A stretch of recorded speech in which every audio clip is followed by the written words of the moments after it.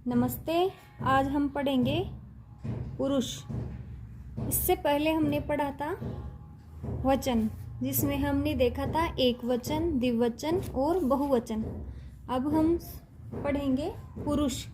पुरुष भी संस्कृत में 3 प्रकार के होते हैं। संस्कृत में पुरुष 3 प्रकार के होते हैं: प्रथम पुरुष, मध्यम पुरुष और उत्तम पुरुष। प्रथम पुरुष में आते हैं वह, वे, यह और ये, जो हमने पढ़ लिया है। इनका उपयोग हमने पहले भी देखा था, वचन में भी देखा था, पठती, पठता, पठंती, ये धातु में भी देख लिया है। और यह, ये, वह और वे, इनका प्रयोग भी हमने देख लिया है। आगे होता है मध्यम पुरुष। मध्यम पुरुष में आते हैं तुम सब। और उत्तम पुरुष होता है, उत्तम पुरुष में आते हैं मैं और हम। आज हम पढ़ेंगे मध्यम पुरुष, जिसमें होता है तुम दोनों और तुम सब। मध्यम पुरुष में आते हैं तुम दोनों, तुम सब। और इसमें जो धातु होती है ना, वो आती है, जैसे उसमें प्रथम पुरुष की आई थी पठती, पठता, पठंती। इसमें धातु मध्यम पुरुष की लगेगी पठसी, पठत, पठत।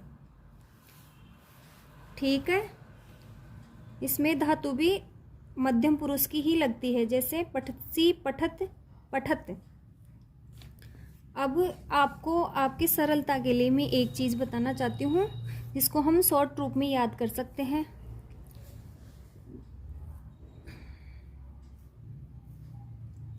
इसमें याद कर सकते हैं प्रथम पुरुष और वचन ऐसे लिख के कि प्रथम पुरुष में कौन कौन होते हैं: स, तो, ते। स यानी होता वह, तो यानी वे दोनों, ते यानी वे सब।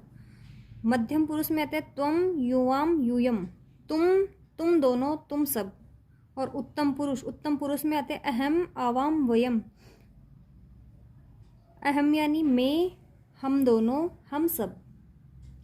ठीक है, ये हो गया। इसको हम शॉर्ट रूप में याद कर लेंगे ना, तो आगे जाके हमें परेशानी नहीं आएगी। जैसे वह, ये जो होता है ना, वो स, तो, ते इसमें आ गया।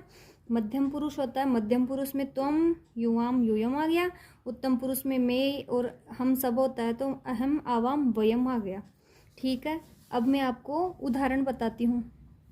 इसमें उदाहरण आएगा तुम पढ़ते हो, तो तुम के लिए क्या होता है? तुम पढ़ते हो। पठसी, क्या आ गया? पठसी, तुम पठसी। तुम दोनों पढ़ते हो, तो युवाम पठत, युवाम पठत। क्या हो गया? युवाम पठत। जो इसमें द्विवचन होगा, तो इसमें भी ये द्विवचन में ही आएगा। और तीसरा वाक्य हो जाएगा तुम सब पढ़ते हो, तो क्या हो जाएगा? यूयम पठत। इसमें विसर्ग नहीं होती है, बाकी वैसा का वैसा ही होता है। द्विवचन और बहुवचन सेम होता है, सिर्फ विसर्ग का अंतर होता है इसमें। ठीक है, अब मैं आपको कुछ धातुएं बता देती हूँ, जिनका उपयोग किस प्रकार से तीनों वचनों में किस प्रकार से होता है। रक्ष धातु होती है। रक्ष धातु का अर्थ होता है रक्षा करना। रक्ष धातु का अर्थ होता है रक्षा करना। रक्षसी, रक्षत है, रक्षत, रक्षा कर। तुम रक्षा करते हो, तुम दोनों रक्षा करते हो, तुम सब रक्षा करते हो। अस यानी होता है। जैसे इसमें हमने पहले देखा था अस्ति, स्त, संति, तो इसका मध्यम पुरुष में क्या हो जाएगा? असि, स्थ, स्त, स्थ। वद धातु का वदसी, वदत, वदत। स्था एक नई धातु है, पहले वाले में नहीं बताया था मैंने। उसका रूप चलता है प्रथम पुरुष में तिष्ठति, तिष्ठत, तिष्ठन्ति।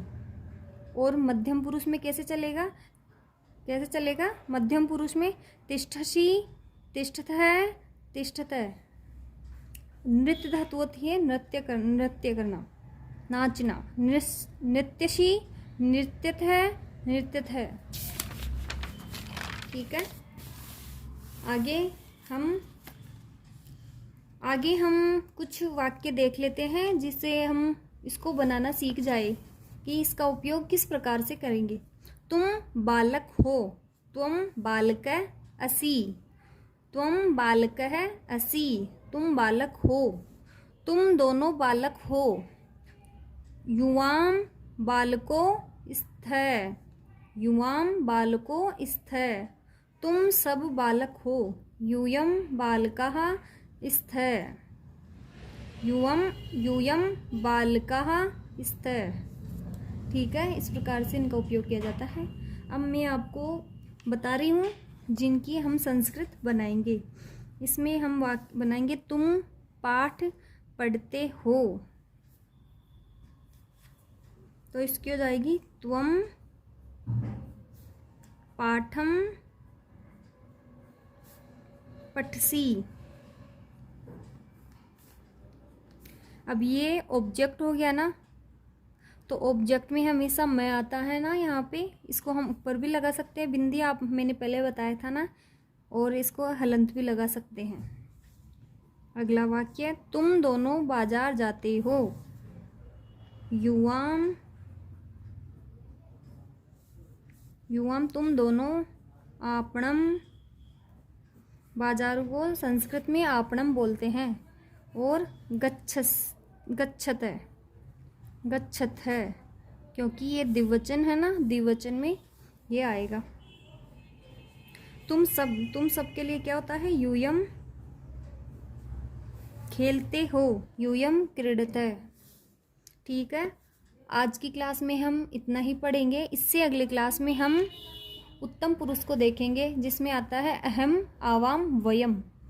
इनका वाक्य बनाना और इसकी धातु किस प्रकार से लगेगी ये देखेंगे। आज की क्लास में इतना ही पढ़ेंगे। ठीक है, धन्यवाद।